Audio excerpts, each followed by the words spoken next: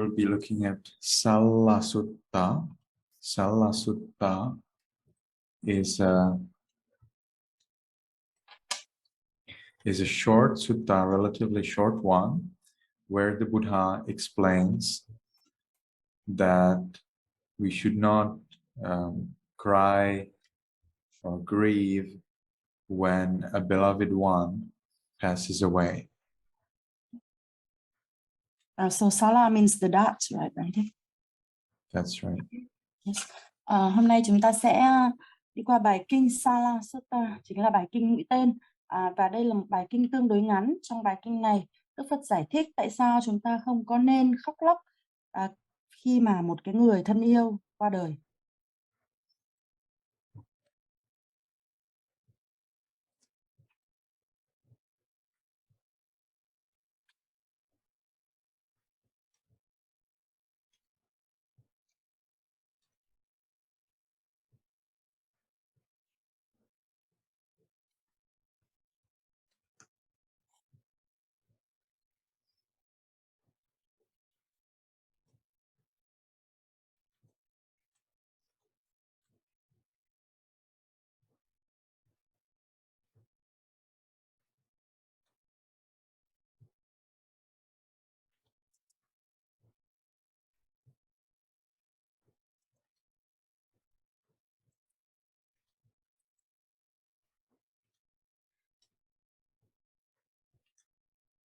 So it seems that a layperson came to the Buddha whose son passed away. He was very sad. So he did not eat for 1 week. Then out of compassion, the Buddha went to the home of the supporter and gave this discourse. Actually, this is possibly the reason why traditionally in the traditional Buddhist countries, when a supporter's relative dies, not just son, but any relative, such as father, mother, or daughter, or brother, sister, it is traditionally common that monks then visit the people's house, and they encourage the people to be happy and to reflect on impermanence and so on. Usually it works the way that when someone passes away, soon after that, the monks are invited into the house, and it's usually in the evening. That, of course, is not suitable, but theoretically afternoon would work. Then, because evening, I mean at night when it's dark. So that's definitely not suitable, but in Sri Lanka, we see that's the tradition. Afternoon would be better.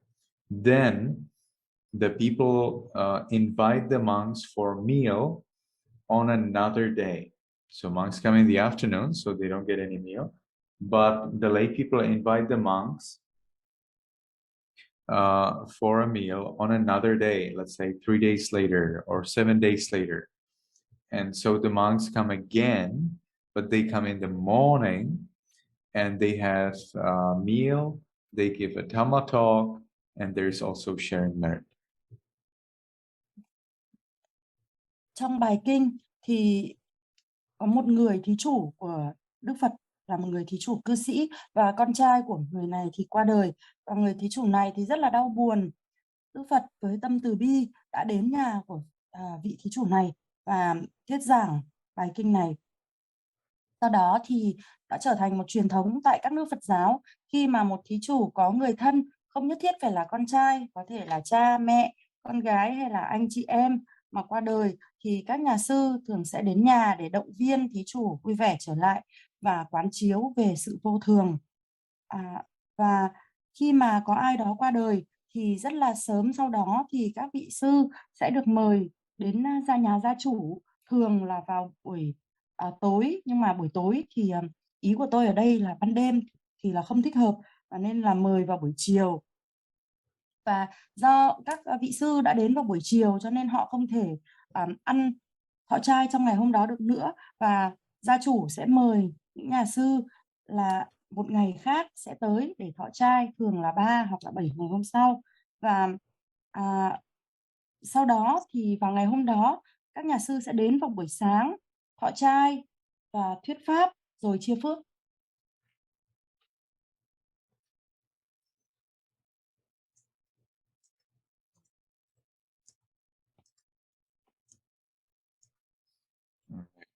So this commentary is relatively short.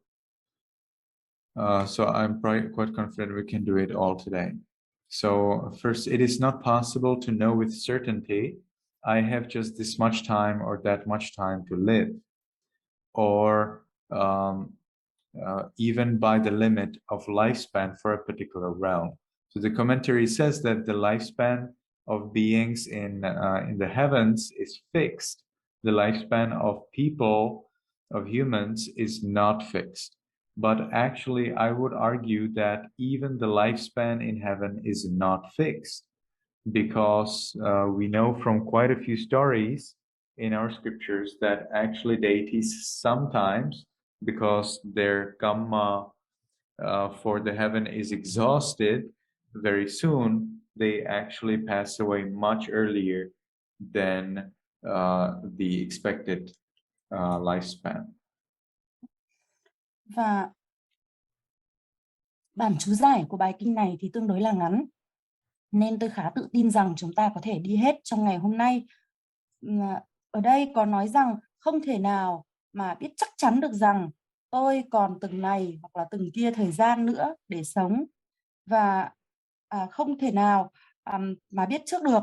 Đối với các cõi thiên thì trong bản chú giải có ghi rằng thọ mạng của những chúng sinh ở các cõi thiên là cố định, nhưng mà đối với cõi người thì thọ mạng lại không cố định, vì thế không thể biết trước được là thọ mạng sẽ dài bao nhiêu. Nhưng mà tôi thì không có đồng ý với cái luận điểm này. Ngay cả đối với những cõi thiên thì thọ mạng cũng không phải là cố định. Chúng ta đã biết rằng đôi khi có những vị thiên do cái nghiệp ở cõi trời đã hết mà các vị ấy qua đời và hết thọ mạng ở cõi trời sớm hơn rất là nhiều so với cái tuổi thọ của cái cõi thiên ấy.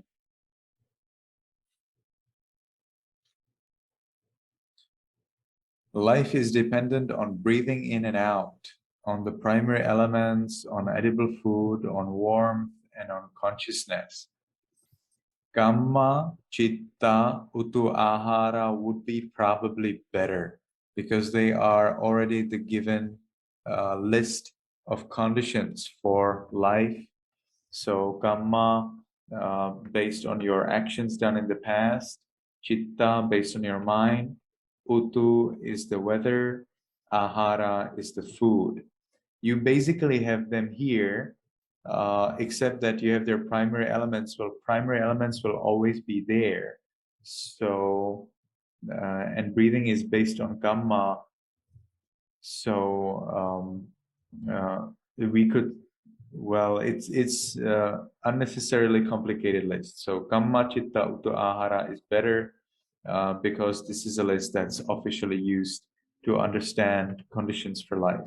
So if you have bad kamma, your life will be short. If you have good kamma, your life will be long.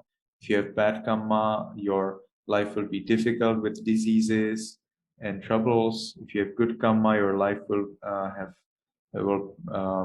happen with less diseases, less troubles. Citta, mind, if you're happy, if you have loving kindness, if you have the right view, samma ditti, well then your life will be longer, more happier, more comfortable. If you have miccha ditti, you have wrong view, if you are angry and your mind fluctuates from extreme to extreme, well then it is actually possible that you even die by excessive anger. So that's quite important to know. Utu, weather, well, if it's too hot or too cold, you can die. Everybody knows that. Āhāra, food, I think that's also pretty clear. If the food is good, then you have higher chances to be healthy. If the food is not good, if it's not suitable for your body, then the chances for health, for long life are lower. But here you need to know that different bodies need different kind of food. So it's not like, oh, this body needs that food or another food. That doesn't work. Each person will need to find out what is the good food that supports their body and what's the bad food that harms them. Và trong bài thì có đề cập đến rằng là cuộc sống thì phụ thuộc vào hơi thở vào và hơi thở ra, vào tứ đại, vào vật thực, vào hơi ấm và vào thức. Nhưng mà đối với tôi, theo tôi thì một cái danh sách mà tốt hơn, một cái danh sách nên liệt kê ra một cách chính thức hơn về những cái yếu tố mà cuộc sống phụ thuộc thì phải là kamma, citta, uttu, āhāra. Kamma đó là nghiệp, citta là tâm và uttu là thời tiết và āhāra là vật thực. Bởi vì tứ đại thì luôn ở đó rồi, và tức là cái danh sách trong bài thì đề cập tứ đại, nhưng tứ đại thì luôn luôn sẽ ở đó, và hơi thở thì cũng phụ thuộc vào nghiệp. Kamma là nghiệp, là những cái hành động mà ta đã gây ra, mà ta đã làm trong những tiền kiếp, và nếu như do bởi những cái nghiệp xấu thì con người sẽ có thọ mạng ngắn, sẽ bị bệnh tật và sẽ có một cuộc sống khó khăn. Do bởi những nghiệp tốt mà con người có cuộc sống dễ dàng, thọ mạng dài và ít bệnh tật, ít khó khăn. Tương tự citta là tâm, thì nếu như sống với tâm từ, có sự hạnh phúc, có định thì con người đó sẽ hạnh phúc, và có chánh kiến nữa. Về phần tâm có chánh kiến, tâm từ, hạnh phúc và định thì con người ấy sẽ hạnh phúc. Còn nếu như tâm là sự sân, là tà kiến và tâm luôn dao động thì thậm chí một người có thể chết vì tâm sân. Tiếp theo, Uttu là thời tiết thì cũng khá hiển nhiên, nếu như quá nóng hay là quá lạnh thì con người cũng có thể chết. Và āhāra là vật thực thì cũng khá là rõ ràng. Khi mà vật thực tốt thì con người có thể khỏe mạnh, và khi mà vật thực không thích hợp thì con người cái cơ hội để mà có thọ mạng dài sẽ thấp hơn. Và những người khác nhau thì đối với những người khác nhau thì lại cần những cái loại vật thực khác nhau. Với những người khác nhau thì những cái loại vật thực khác nhau sẽ có thể là tốt hay lại là không phù hợp, và chúng ta cần phải tìm ra cho mình điều này.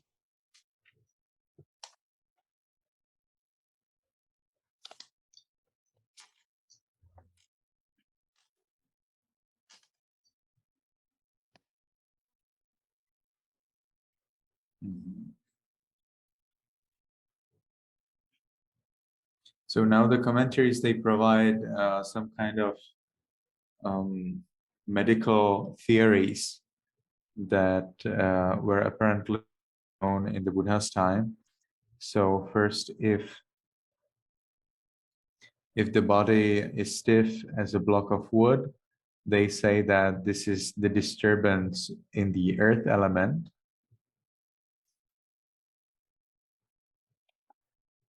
You can translate, because then I will be moving to another page and it's hard to jump. Yes. Và bản chú giải thì có đưa ra một số những cái giả thuyết về y học. Đó là khi mà cơ thể khi mà thân bị cứng như là một khúc gỗ thì có nghĩa là cái yếu tố đất, cái yếu tố địa đại, yếu tố đất đang bị rối loạn.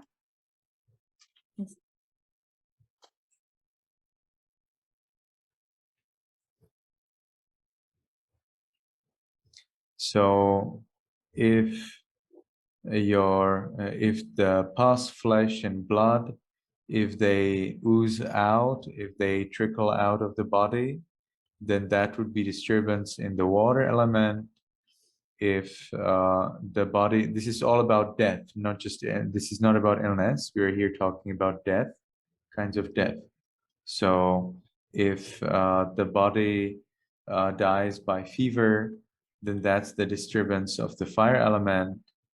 And if the body dies by severe pains that go through joints and sinews, and it's generally known that people, when they pass away, they have extreme pain. So probably that's this case. It is the disturbance in the air element. Và ở đây là chúng ta không đang nói về bệnh tật đâu, mà đang nói về cái chết. Khi mà mủ, thịt và máu chảy ra, rỉ ra khỏi cơ thể thì đó là sự rối loạn của nhân tố nước. Khi mà con người bị chết vì sốt thì đó là sự rối loạn của nhân tố lửa. Và khi mà con người trải qua cái sự đau đớn kinh khủng khiếp nơi khớp và các gân, thì đó là sự rối loạn của yếu tố gió. Và điều này thì có vẻ như là khi mà một người qua đời, và cái lúc qua đời thì một người chịu cái sự đau đớn kinh khủng khiếp, thì có lẽ đó chính là sự rối loạn của nhân tố gió.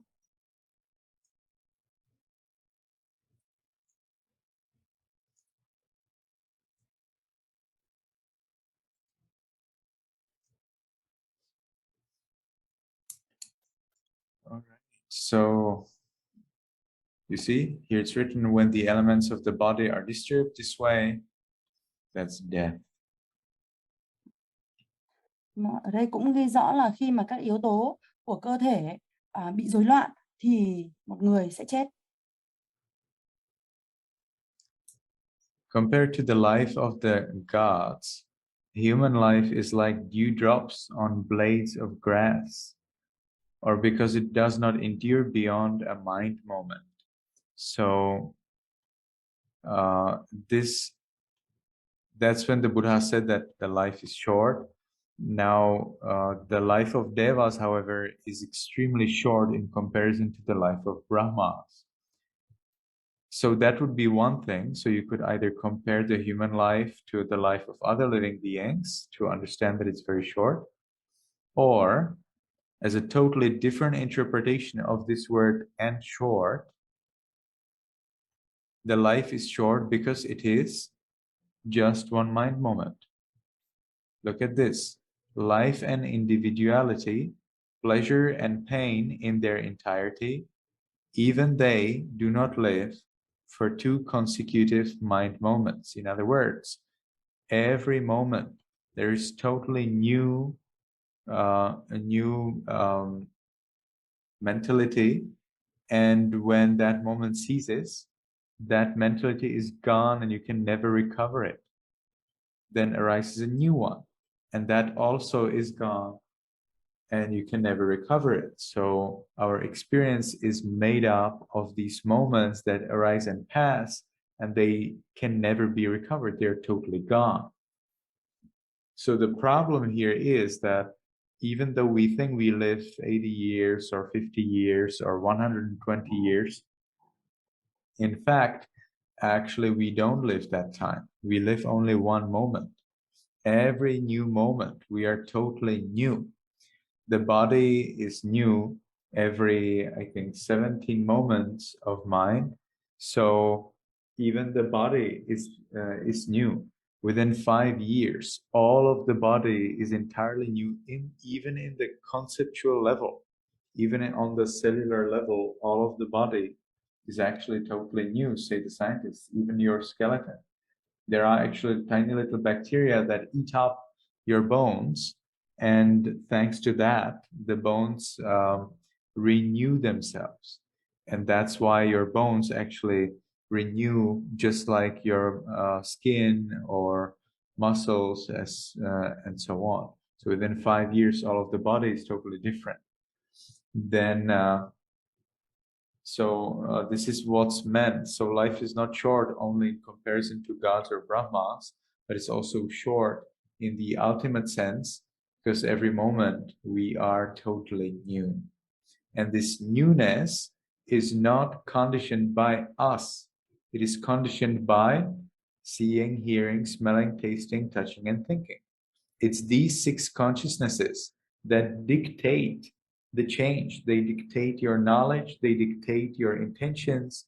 So it is these 6 sense doors that are responsible for everything that's happening, nothing else. Your 6 sense doors tell you that there is something visible or something audible, and thereby you can then have a pleasant or unpleasant feeling about that, and then you can decide whether this is good for you or not, and thereafter you can make the decision whether you will try to have it or not. So if the eyes, ears, nose, and so on, if they gave you something else, well, then your feelings would be different, perception as well, and thereby the intentions also would be different. So all of your life, all of your experience is dictated by these 6 consciousnesses and nothing else. And you did not design these 6 consciousnesses. And you cannot say, okay, now may my eyes see these things, may my ears hear those things. No, you have totally no power over what you see, hear, and so on. Simply what you see here, that's what you see here. You can say, well, but if I am in a noisy environment, then I can decide to go to some other environment. And then I will ask you, but who decided that you are in the noisy environment in the first place? It was your ears, right? So as you can see, all of your decisions are entirely based on what your 6 senses dictate to you.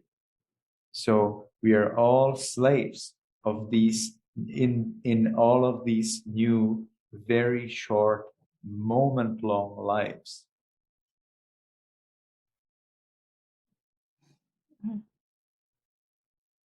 Bante, did you say that our body is new every 17 minds moment?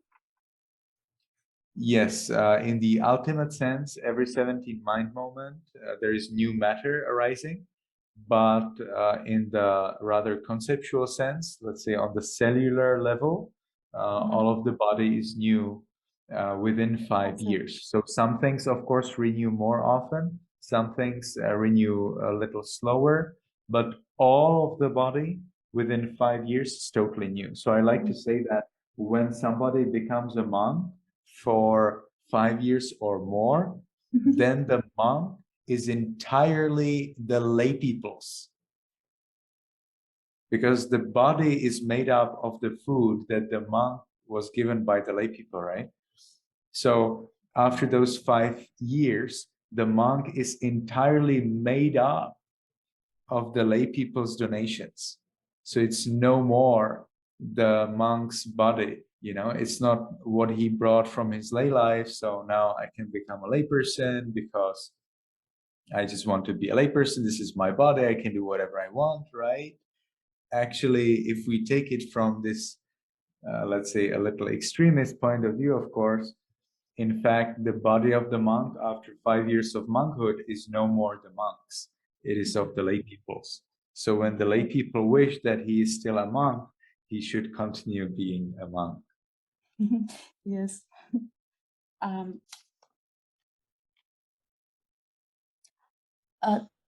Trong bài có ghi là so với thọ mạng của chư thiên thì cuộc sống của con người như là một giọt sương ở trên ngọn cỏ vậy, bởi vì và ý tiếp theo là bởi vì nó không kéo dài quá 2 sát na tâm.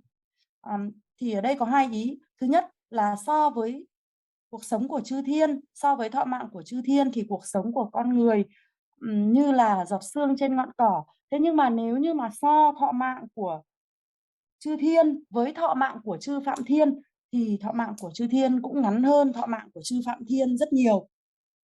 Như vậy là cuộc sống của con người là sẽ rất là ngắn trên cái phương diện khi mà so với thọ mạng của chư thiên. Nhưng với cái ý tiếp theo là đời sống của con người không kéo dài 2 sát na tâm, bởi vì là cứ mỗi sát na thì lại có một tâm mới, và khi tâm ấy đã diệt đi rồi thì khi nó đi là nó đi, không thể lấy lại được, và không bao giờ ta có thể trải nghiệm, không bao giờ có thể và tất cả những trải nghiệm của ta thì sẽ phụ thuộc vào các cái sát na sinh diệt, và khi mà sát na ấy đã đi thì không thể nào mà phục hồi lấy lại được nữa. Cho nên khi ta nói rằng ta sống 50, 80 hay là 120 năm, nhưng thực ra là ta chỉ sống có một sát na mà thôi. Và khi mà cứ mỗi một sát na mới thì lại có một thì chúng ta cũng lại thay mới. Và trên cái nghĩa chân đế thì cứ 17 sát na tâm thì lại có một cái sát na vật chất, cứ 17 sát na tâm lại có một cái, thì có một sát na thân mới, tức là 17 sát na danh thì lại có một sát na sắc mới. Đó là theo nghĩa chân đế. Còn về theo nghĩa tục đế thì nói về ý nghĩa của phân tử, của vật chất, của tế bào thì tất cả cơ thể ta, toàn bộ cơ thể ta là sẽ thay mới sau 5 năm. Tức là sau 5 năm thì ta sẽ có xương mới, gân mới, da mới, và các cơ mới, vân vân. Có những bộ phận thì nó thay mới nhiều hơn, nhanh hơn những bộ phận khác, và có những bộ phận thì thay mới chậm hơn những bộ phận khác. Tuy nhiên, luôn luôn có những vi khuẩn mà sẽ ăn những cái tế bào của ta và tạo ra những tế bào mới, và như vậy là sau 5 năm thì cơ thể chúng ta hoàn toàn thay mới. Như vậy, nên nếu nói theo một nghĩa thái cực thì tôi có thể nói rằng là khi mà một người đi tu được 5 năm thì vì là đi tu thì luôn luôn là ăn đồ khất thực, cho nên sau 5 năm cơ thể đã thay mới hoàn toàn, thì lúc này cơ thể của vị ấy là hoàn toàn được làm nên bởi vật thực dâng cúng của thí chủ, chứ không phải là từ cái gì đó mà vị ấy à, đã để dành lại, mang lại từ khi vị ấy còn là cư sĩ. Cho nên là người tu không thể nói là tôi muốn làm gì thì làm và tôi muốn xả y thì xả được, và lúc này thân của vị ấy là hoàn toàn là làm nên bởi vật thực của cư sĩ dâng cúng. Vì thế cho nên khi cư sĩ còn muốn vị ấy là người tu thì người ấy vẫn nên tiếp tục là người tu. Và như vậy là theo cái nghĩa tục đế thì là như vậy, và theo nghĩa chân đế thì chúng ta đã thay mới ở mỗi sát na, và chúng ta cũng hoàn toàn phụ thuộc vào 6 thức: nghe, nhìn, ngửi, nếm, chạm, nghĩ, và chính 6 thức này là thứ đã điều khiển chúng ta để chúng ta thấy được tất cả những sự thay đổi, tất cả những tri thức của chúng ta thì đều phụ thuộc vào 6 thức này, và 6 thức này chịu trách nhiệm về mọi thứ, về cái mà ta nhìn thấy, ngửi thấy, nghe thấy, vân vân. Và rồi những thứ mà ta nhìn, ngửi, nghe thấy thì liệu dễ chịu hay là không dễ chịu, và nó tốt hay là không tốt, và từ đó thì ta cũng đưa ra quyết định dựa trên thông tin mà 6 thức này cung cấp. Như vậy ta hoàn toàn là không có quyền hành gì, ta không thể nào thiết kế hay là điều khiển, điều tiết được 6 thức. Ta không thể nói rằng mong là mắt tôi sẽ nhìn thấy cái này, tai tôi sẽ nghe thấy cái kia. Không, chúng ta không hề có quyền lực ấy. Chúng ta có thể tranh cãi rằng nhưng mà nếu mà căn phòng xung quanh mà ồn thì tôi sẽ rời đi, thì là tôi vẫn có sự điều khiển. Nhưng mà ai là người đã quyết định rằng là căn phòng nơi bạn đang ở là đang ồn? Có phải chính là cái nghe hay là không? Như vậy thì tất cả các quyết định của chúng ta là phụ thuộc vào sáu thức, và chúng ta hoàn toàn là nô lệ, và tất cả cuộc sống của chúng ta thì là không, thì là chỉ kéo dài một sát na mà thôi. Okay. Yes, Andre.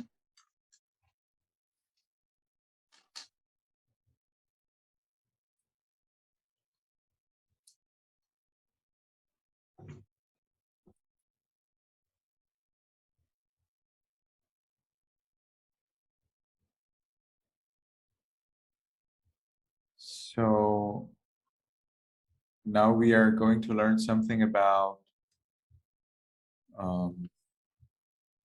biology, or botany. Actually, this is botany, botanic science.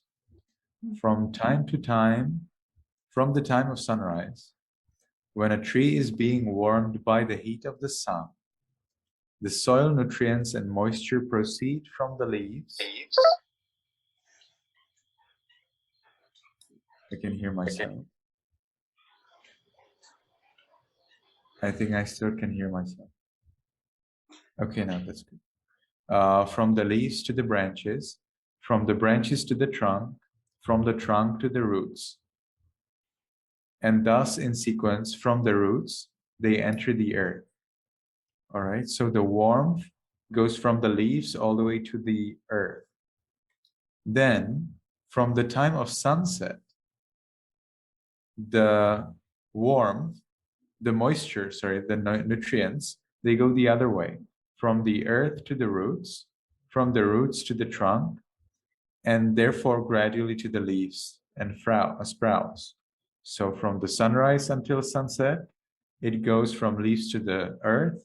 From the sunset to the sunrise, it goes the other way from earth up.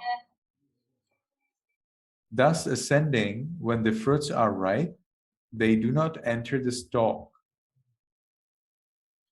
Then when the stalk is being warmed by the heat of the sun, a fever arises. All right, I don't know how do you get Uh,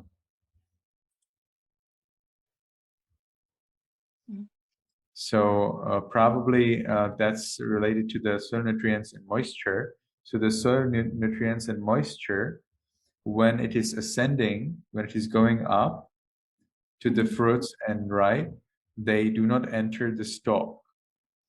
Instead, probably it's meant that they enter the fruit, hard to tell. Then when the stalk is being warmed by the heat of the sun, a fever arises. With that, the fruits constantly fall one after another, and with their falling, there is fear of their falling, fear because of their falling. All right. So if there is too much sun, and the tree does not bring the moisture and soil nutrients to the right place at the right time, then the fruits just fall, and that's a problem. I suppose these are, well, it says that when they're ripe. I'm not sure how to understand this, but anyway, they want to say that if there is a problem with moisture and nutrients in the tree, then the fruits will fall. And in that same way, for humans who were born, there's always fear of death because beings are similar to ripened fruit. Bante, a fever here is understood as heat or stimulation. I suppose that it's understood as excessive heat. I see. If we look here, parilaha means bodily fever or fever of passion, but that's something else in this case. So I would say that's excessive heat. And they are right. So naturally, of course, they will fall. I'm not able to understand this little portion. Do you understand it? Thus ascending, when the fruits are ripe, they do not enter the stalk. Then when the stalk is being warmed by the heat of the sun, a fever arises, and the fever then causes the fruits to fall. I think it means So, when the fruits are ripe and the nutrient does not come to the stalk anymore. Is it? Is it? so when the fruits are ripe, Yes. then nutrients don't come to the fruits. They do not come to the stalk anymore. Yeah. And then, moreover, if the stalk is warmed, the fruits will fall. Yep. Is that the meaning? How you understand it? Yep. That's how Okay. So let's take it that way. Yes. Ở đây có một phần kiến thức sinh học ạ. Đây kiến thức sinh học khi mà có ánh nắng mặt trời ạ, trong cái khoảng thời gian mà có ánh nắng mặt trời thì cây được sưởi ấm từ cái nhiệt của mặt trời, và như vậy dinh dưỡng từ đất và dinh dưỡng và độ ẩm từ đất thì sẽ đi từ lá cho đến các cành, và rồi từ các cành vào thân cây, và từ thân cây thì lại đi đến các rễ, và cùng theo trình tự đấy thì là đi từ rễ cho đến đi vào lòng đất. Nhưng mà khi mà mặt trời lặn thì cái dinh dưỡng này ạ, tức là dinh dưỡng và độ ẩm ạ, thì lại đi từ đất vào rễ, và rồi vào từ rễ đi vào thân, và rồi theo cái trình tự này thì lại đi lên đến cành, lá và quả. Và nhưng mà khi mà quả chín thì dinh dưỡng sẽ không đi vào thân nữa, và khi mà thân bị làm ấm lên bởi mặt trời, và khi mà có cái nhiệt dư thừa ra thì quả nó sẽ rụng. Và khi mà quả rụng, quả cứ nối tiếp nhau rụng, và sẽ sinh ra một cái nỗi sợ rằng là quả sẽ rụng, sợ vì quả rụng. Và cũng tương tự như vậy thì đối với thân người, thì khi mà đã có sinh thì luôn luôn là sẽ có nỗi sợ về sự chết, bởi vì là con người thì cũng giống như là trái cây chín vậy.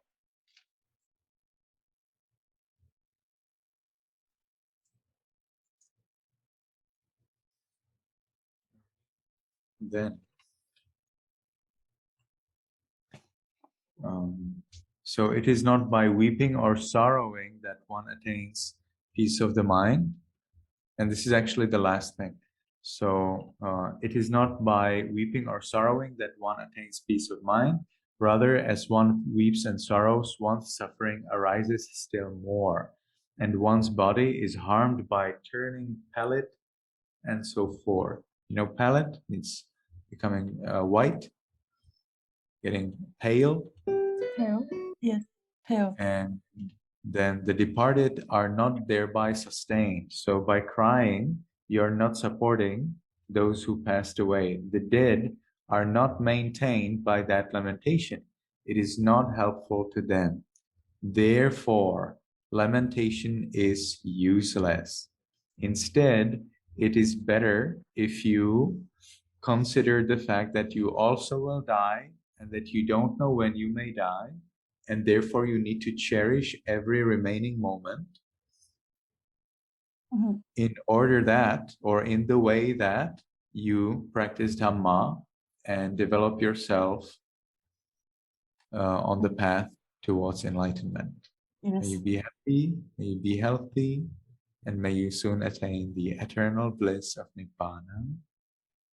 Sadhu, sadhu, sadhu. Thank you very much, Bante. Yes. Ngài Thiền sư có luôn một lớp học ở ngay phía sau nên ngài phải rời đi. Và ý cuối của bài học ngày hôm nay đó là khi mà có một người thân ra đi thì cái việc khóc lóc, sầu đau, ta thán không có đem lại cho tâm trí ta được sự bình an, mà trái lại còn làm cho thân ta xanh xao vàng vọt. Như vậy, mặt khác thì cái việc khóc lóc ta thán thì cũng không giúp ích được cho người mất cả. Người mất họ không có sống được bằng cái sự khóc lóc ta thán của ta, cho nên việc khóc lóc sầu đau là vô ích. Thay vào đó thì ta nên quán chiếu rằng ai rồi cũng sẽ phải chết đi, và ta có thể, những gì mà ta có thể giúp ích cho họ đó là ta sẽ tu tập, thực hành pháp và tu tập để hướng tới sự giác ngộ.